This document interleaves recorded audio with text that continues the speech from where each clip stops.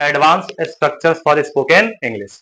English में कुछ ऐसे सेंटेंसेस होते हैं साथियों जो आप स्ट्रक्चर बेसिस पे बनाते हैं, ठीक है।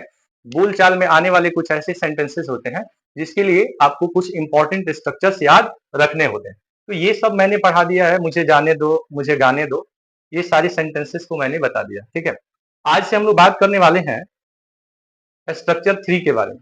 स्ट्रक्चर 3 के बारे में हम लोग डिस्कस करेंगे साथियों, जिसमें हम लोग सीखेंगे इंग्लिश में कुछ कॉम्प्लिकेटेड सेंटेंसेस को बनाने के लिए स्ट्रक्चर्स क्या होते हैं। तो देखिए यहाँ पे हम लोग बात करने वाले हैं स्ट्रक्चर 3 के बारे में। स्ट्रक्चर 3 कह रहा है साथियों कि वह मुझे नहीं पढ़ने देता है। यहाँ पे देखेंगे देता है, यहाँ पे देता था, यहाँ पे देगा, ठीक है। जैसे यहाँ पे देते हैं, देते थे और देंगे। इसका मतलब कि इसमें जो सेंटेंसेस दिया है इसमें आप लेट का प्रयोग करेंगे। किसका प्रयोग करेंगे? लेट का प्रयोग करेंगे। जैसे पहला सेंटेंस है साथियों, पहला सेंटेंस दिया है वह मुझे नहीं पढ़ने देता है, ठीक है। तो इस सेंटेंस को हम लोग कैसे बनाएंगे? पहला सेंटेंस को कैसे बनाएंगे? वह मुझे नहीं पढ़ने देता है, ये सिंपल प्रेजेंट टेंस का सेंटेंस है। सबसे पहले लिखेंगे ही यहाँ पे कहलाएगा साथियों सब्जेक्ट। डज नॉट यहाँ पे लिखेंगे does not let me read, इसका अर्थ हो जाएगा he does not let me read का अर्थ हो जाएगा कि वह मुझे नहीं पढ़ने देता है। ये सिंपल प्रेजेंट टेंस है। अब सिंपल पास्ट टेंस है, दूसरा जो सेंटेंस दिया है ये सिंपल पास्ट टेंस, वह मुझे नहीं पढ़ने देता था। तो इस दूसरा सेंटेंस को जब बनाएंगे तो यहाँ पे डिड नॉट लगाएंगे। आप याद रखेंगे प्रेजेंट इंडेफिनिट टेंस में डू नॉट और डज नॉट लगता है, जबकि पास्ट इंडेफिनिट टेंस में डिड नॉट का प्रयोग किया जाता है। लेट सब में लगेगा क्योंकि इसमें देना का रूप है साथियों, इसलिए इसमें सब में क्या लगेगा? लेट लगेगा। केवल आपका हेल्पिंग वर्ब चेंज होगा, हेल्पिंग वर्ब चेंज होगा, बाकी लेट सब में लगेगा। जैसे तीसरा सेंटेंस है, तीसरा सेंटेंस है कि वह मुझे नहीं पढ़ने देगा, वह मुझे नहीं पढ़ने देगा। इस सेंटेंस को बनाएंगे तो he won't let me read हो जाएगा। आप चाहे तो स्टडी भी लिख सकते हैं, लेट या स्टडी लिख सकते हैं। जैसे वे लोग तुम्हें नहीं खेलने देते हैं। अब यहाँ पे आप चौथा सेंटेंस देखिएगा, चौथा सेंटेंस कहता है कि वे लोग तुम्हें नहीं खेलने देते हैं, तो they don't let you play हो जाएगा। यहाँ पे डोंट क्यों लगा है? क्योंकि प्लूरल सब्जेक्ट है। और यहाँ पे डज नॉट क्यों लगा है? क्योंकि सिंगुलर सब्जेक्ट है। तो जहां पे सिंगुलर सब्जेक्ट आएगा, सब्जेक्ट सिंगुलर होगा साथियों, वहां पे आपको सिंपल प्रेजेंट टेंस में डजंट लेट का प्रयोग करना है। और जहां पे आपको प्लूरल सब्जेक्ट मिलेगा वहां पे आपको डोंट लेट का प्रयोग करना है। और पास्ट टेंस आएगा, कौन सा टेंस आएगा? पास्ट टेंस आएगा, तो पास्ट टेंस में आपको डिड नॉट लेट का प्रयोग करना है, डिड नॉट लेट का प्रयोग करना है। अब जैसे देखिए यहाँ पे दिया है कि वह मुझे नहीं पढ़ने देगा, ही ओंट यहाँ पे विल नॉट का शॉर्ट फॉर्म ओंट लिखा गया, he won't let me read हो जाएगा। वे लोग तुम्हें नहीं खेलने देते थे, तो यहाँ पे देखिए डिड नॉट लग गया, they did not let you play हो जाएगा। और वे लोग तुम्हें, अंतिम सेंटेंस जो छठा सेंटेंस है वो है कि वे लोग तुम्हें नहीं खेलने देंगे। ये कौन सा टेंस है साथियों? फ्यूचर टेंस है। तो यहाँ पे लिखेंगे they won't let you play होगा। मैं तुम्हें नहीं खेलने दूंगा, I shall not let you play.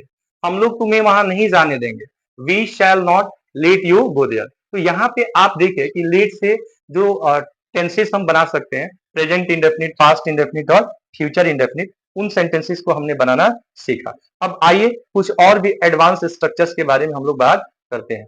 तो साथियों आपको बता दें, इंग्लिश बोलने के लिए कुछ इंपॉर्टेंट स्ट्रक्चर्स की जरूरत होती है, ठीक है। उसी स्ट्रक्चर्स को हम लोग डिस्कस कर रहे हैं। जैसे देखिएगा यहाँ पे चौथा स्ट्रक्चर क्या कह रहा है?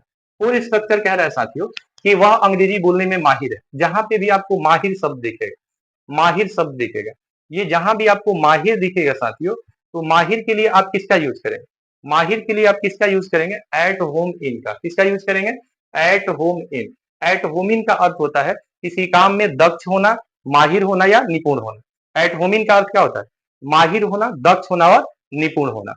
आप आज सर झुकाकर पढ़ लो साथियों, एक ऐसा समय होगा कि जिला में सबसे बड़ा सबसे ऊंचा सर आपका होगा, सबसे ऊंचा सर आपका होगा। आज आप सर झुका करके पढ़ लेते हैं और कल आप जिलाधिकारी बन जाते हैं, डीएम बन जाते हैं, यकीन मानो सबसे ऊंचा सर आपका होगा। इसलिए पढ़ाई में कोई कंप्रोमाइज नहीं कीजिए। देखिए यहाँ पे वह अंग्रेजी बोलने में माहिर है। अब माहिर के लिए जो इंग्लिश फ्रेज है साथियों वो है एट होम इन। क्या है? एट होम इन। जैसे आप कहेंगे वो अंग्रेजी बोलने में माहिर है तो बोलेंगे he is at home in, at home in speaking English. तो पहला सेंटेंस कह रहा है he is at home in speaking English. वे लोग अंग्रेजी बोलने में माहिर हैं, तो यहाँ पे कैसे बोलेंगे? तो they are at home in speaking English. तुम अंग्रेजी बोलने में माहिर हो। तीसरा सेंटेंस कह रहा है कि तुम अंग्रेजी बोलने में माहिर हो, you are at home in speaking English. हम लोग अंग्रेजी बोलने में माहिर है। चौथा सेंटेंस देखें, हम लोग अंग्रेजी बोलने में माहिर हैं, we are at home in speaking English.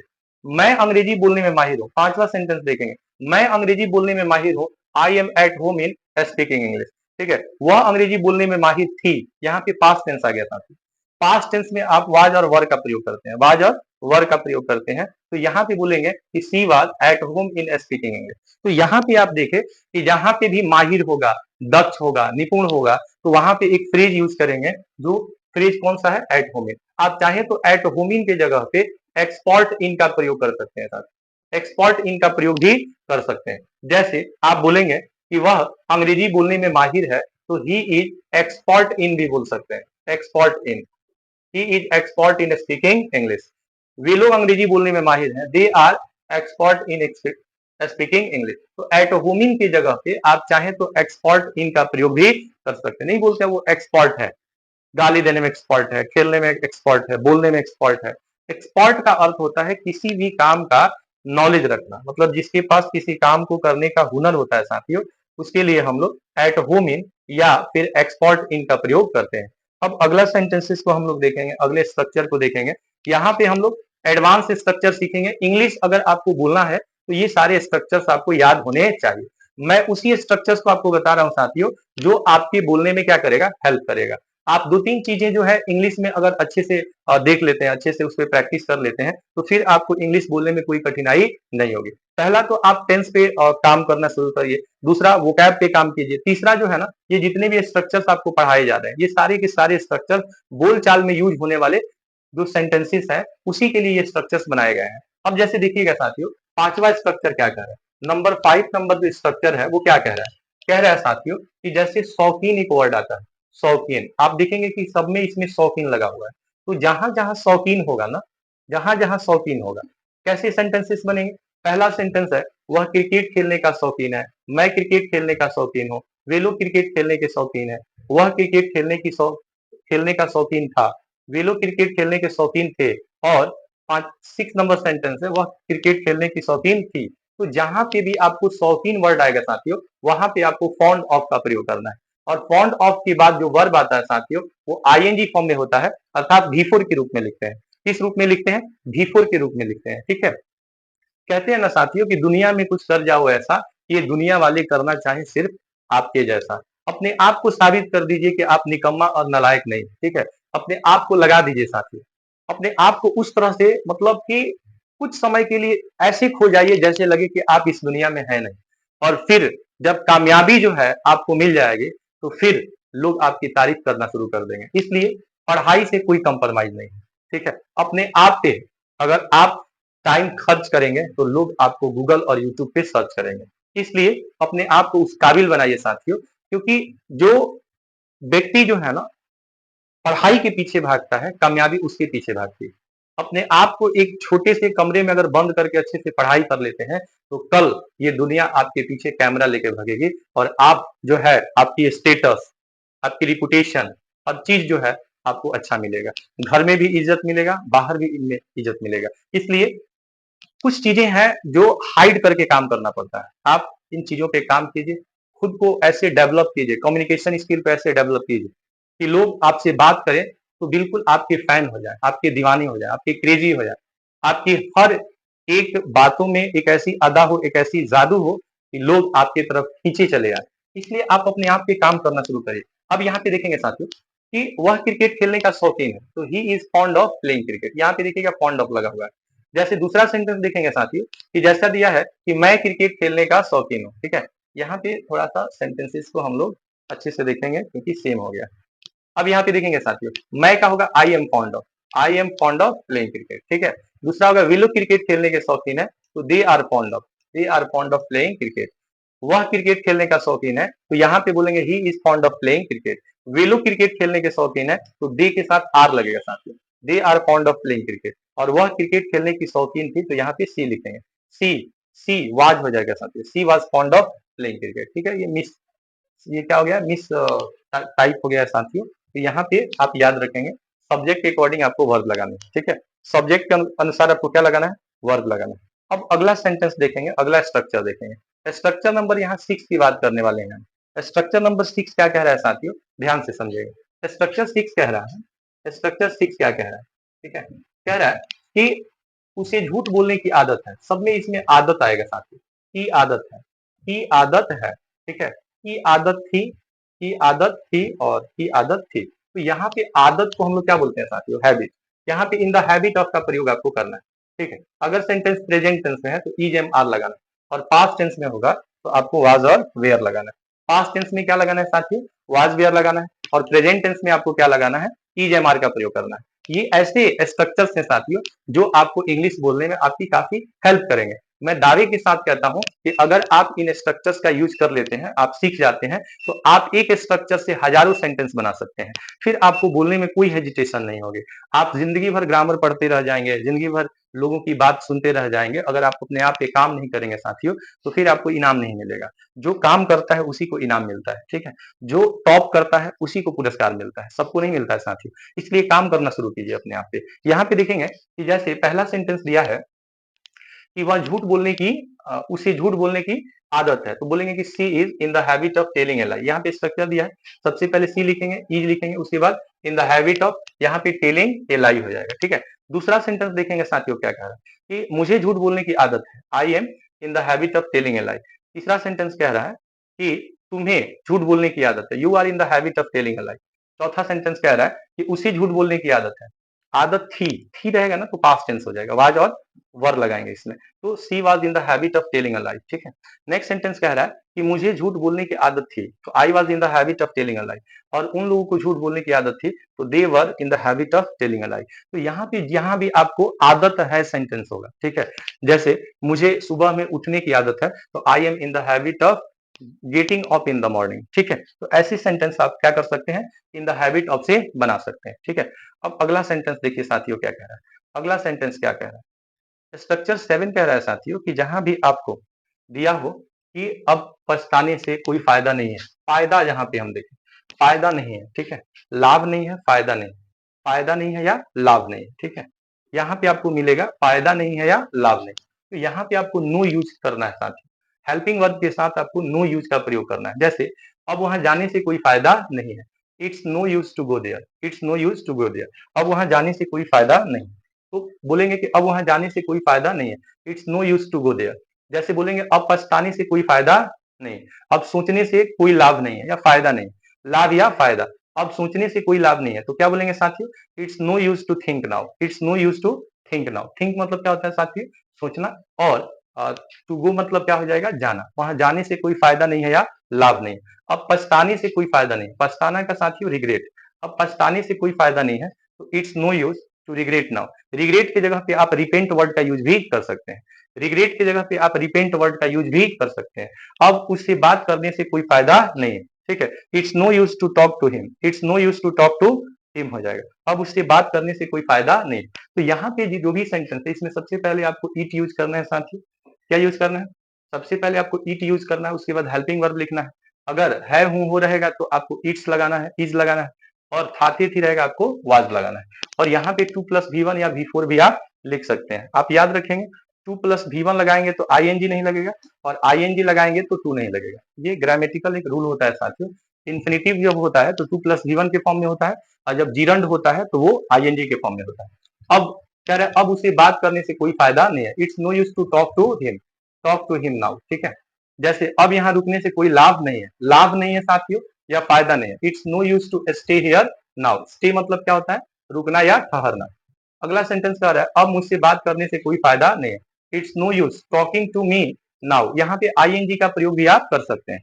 Means साथियों जहां पे आप टू लगाएंगे वहां पे आप V1 लगाएंगे, और जहां पे आप टू नहीं लगाएंगे वहां पे आपको आईएनजी जोड़ना होगा। इसको हम लोग कहते हैं जीरंड। क्या कहते हैं, जीरंड फॉर्म बोलते हैं। इसको जीरंड फॉर्म बोलते हैं, और 2+V1 को इन्फिनेटिव फॉर्म बोलते हैं। क्या बोलते हैं, इन्फिनेटिव फॉर्म बोलते हैं। बात समझ में आया साथ। तो कहते हैं साथियों कि जीत के लिए जुनून चाहिए, उबाल हो ऐसा खून चाहिए। जीत के लिए जुनून चाहिए, उबाल हो ऐसा खून चाहिए, ये आसमां भी धरती पे आएगी ऐ मेरे दोस्त, बस इरादों में जीत की गुंज चाहिए। अपने आप को झोंक दीजिए साथियों। कामयाब इंसान के पास हर चीज होता है साथियों, ठीक है। If money follows you, all people will follow you. अगर पैसा आपके पास है ना साथियों, कामयाबी आपके पास है ना, ये दुनिया, ये रिश्ते, ये नाते, हर जगह से आपको हर चीज प्रॉपर मिलेगा। और जिस दिन आप निकम्मे निकले या असफल निकले, उस दिन हर जगह से आपको केवल दुत्कारा जाएगा, आपको मतलब समझा जाएगा कि आप किसी काबिल नहीं है। इसलिए अपने आप को साबित कीजिए, ठीक है साथियों, अपने आप को साबित कीजिए कि आप निकम्मे और नालायक नहीं हैं, आप में है। दुनिया में कहते हैं ना कि nature has given particular talent to the particular thing. हर व्यक्ति का फिंगरप्रिंट एक जैसा नहीं है, इसलिए उसमें काबिलियत जो होती है ना साथियों, एक जैसा नहीं होती। आप काबिल हैं, अपने आप को पहचानिए, आप में वो शक्ति है। जैसे बजरंगबली के पास शक्ति थी, लेकिन उनको अपने शक्ति का एहसास नहीं था, तो जामवंत जी ने उनको उनकी शक्ति का क्या दिलाया था, एहसास दिलाया। आपके लाइफ में भी कोई ऐसा व्यक्ति होगा जिससे आप मोटिवेट होते होंगे, जो व्यक्ति आपके बेटरमेंट के बारे में सोचता होगा, उसके संपर्क में रहिए। निगेटिविटी बात करने वाले लोगों से दूर रहिए, ठीक है। पॉजिटिविटी, जो पॉजिटिव बात करता है, जो आपको सकारात्मक दिशा में ले जाता है, उसके संपर्क में रहिए। यकीन मानिए, सकारात्मक लोगों के साथ रहने से आपकी सोच सकारात्मक हो जाती है, और जब आप नकारात्मक लोगों के पास रहते हैं जो आपको डिमोटिवेट करते हैं, फिर आपको लगता है कि मुझसे लाइफ में कोई काम नहीं होगा। दुनिया में कोई एक काम कोई व्यक्ति किया है तो आप भी उस काम को कर सकते हैं, बशर्ते आपके पास जुनून होना चाहिए और अब हार्ड वर्क करने की आपको आपके पास क्षमता होनी चाहिए। साथियों, अगला सेंटेंस जो है ना, 9 नंबर सेंटेंस क्या कह रहा है, कह रहा है कि वह तुमसे तंग हो चुकी है। जहां पे तंग हो साथियों, तंग हो या उब चुकी है या थक चुकी है, थक चुकी है, ये तीन तीन चीज याद रखिएगा, तीन चीज याद रखिएगा। अगर पहला सेंटेंस दिया हो कि तंग हो चुकी है या उब चुकी है या थक चुकी है, थक चुकी है, तो यहाँ पे इस वर्ड के लिए हम लोग इंग्लिश में टायर्ड वर्ड यूज करते हैं। टायर्ड, टायर्ड, ठीक है, टायर्ड वर्ड यूज करते हैं। अब एक जैसे कहेंगे कि वह तुमसे तंग हो चुकी है, तो बोलेंगे कि she is tired of you. मैं तुमसे तंग हो चुका हूं, तो I am tired of you. तुम उससे उब चुके हो, तो you are tired of him. अगर कोई फीमेल होगी तो हर। मैं तुमसे उब चुकी थी, I was tired of you. वह तुमसे थक चुका था, जैसे सेंटेंस है 5 नंबर सेंटेंस, कि वह तुमसे थक चुका था, तो he was tired of you. और 6 नंबर सेंटेंस है साथियों कि वे लोग तुमसे थक चुके थे, तो they were tired of you. या वे लोग काम से थक चुके थे, तो they were tired of working हो जाएगा साथियों। तो ये जितने भी स्ट्रक्चर्स है ना साथियों, ये आपकी लाइफ को बिल्कुल चेंज कर देने वाला है, आपकी पर्सनालिटी, आपकी कम्युनिकेशन स्किल को बिल्कुल बदल देने वाला है। इसलिए डेली जो है कम से कम 5 स्ट्रक्चर्स पे आप काम कीजिए साथियों, और उस स्ट्रक्चर से आप सेंटेंस बनाने की कोशिश कीजिए। यकीनन आपके पीछे इंग्लिश भगेगा और आपको समझ लीजिए कि बहुत कम समय में आपकी इंप्रूवमेंट हो जाएगी, ठीक है। इंग्लिश बोलना बहुत कठिन नहीं है, लेकिन कोई काम कठिन नहीं होता है साथियों। अगर आप शिद्दत से उस काम को करेंगे, हार्डवर्क करेंगे, और यकीनन उस काम से आपको लगाव होगा, तो बहुत जल्द उस काम को आप सीख जाएंगे, बहुत जल्द आप उस काम को सीख जाएंगे। अब यहाँ पे देखिएगा साथियों, दो चीज हम लोग समझने वाले, एक एबल टू का यूज हम लोग समझेंगे, एबल टू, और एक अनेबल टू। एबल टू का अर्थ होता है जहां पे आप काम को करने में समर्थ होते हैं, तो जहां समर्थ होंगे वहां आपको एबल टू का प्रयोग करना है। जहां आप समर्थ होंगे वहां पे आपको एबल टू का प्रयोग करना है, और जहां पे काम करने में आप असमर्थ होंगे, क्या होंगे साथियों, असमर्थ होंगे, तो उसकी जगह पे, एबल टू के जगह पे आपको अनेबल टू यूज करना है। अनेबल टू, अनेबल टू वहां आता है जहां पे आप कोई काम करने में सक्षम और आपके पास समर्थ नहीं होता है। जैसे पहला सेंटेंस दिया है साथियों कि वह अंग्रेजी बोलने में समर्थ है, तो he is able to speak English. दूसरा सेंटेंस है कि मैं अंग्रेजी बोलने में समर्थ हूं, मैं अंग्रेजी बोलने में समर्थ हूं, तो I am able to speak English. तीसरा सेंटेंस है साथियों, तीसरा सेंटेंस क्या कह रहा है कि तुम अंग्रेजी बोलने में समर्थ हो, तो you are able to speak English. चौथा सेंटेंस है साथियों कि वह अंग्रेजी बोलने में असमर्थ है, असमर्थ आएगा तो अनेबल टू का यूज करना है, he is unable to speak English. मैं अंग्रेजी बोलने में असमर्थ हूं, तो I am unable to speak English. और जैसे दिया हो कि तुम अंग्रेजी बोलने में असमर्थ हो, तो you are unable to speak English, you are unable to speak English, ठीक है। 6 number sentence, you are unable to speak English. तो ये मेरा सेशन चल रहा है साथियों इंग्लिश स्पीकिंग का, जिसमें मैं स्ट्रक्चर्स बेसिस सेंटेंसेस को बताने की कोशिश कर रहा हूं। और आपको बता दूं साथियों कि ये काफी इंपॉर्टेंट चीजें हैं, इसको अच्छे से देखिए। अगर आपको वीडियो अच्छी लगी हो तो चैनल को सब्सक्राइब कीजिए, वीडियो को लाइक कीजिए अपने फ्रेंड्स एंड फैमिली के पास, ठीक है। और स्वस्थ रहिए, मस्त रहिए, मुझे जाने की इजाजत दीजिए। तब तक के लिए एक बार मेरे साथ बोलेंगे, जय हिंद।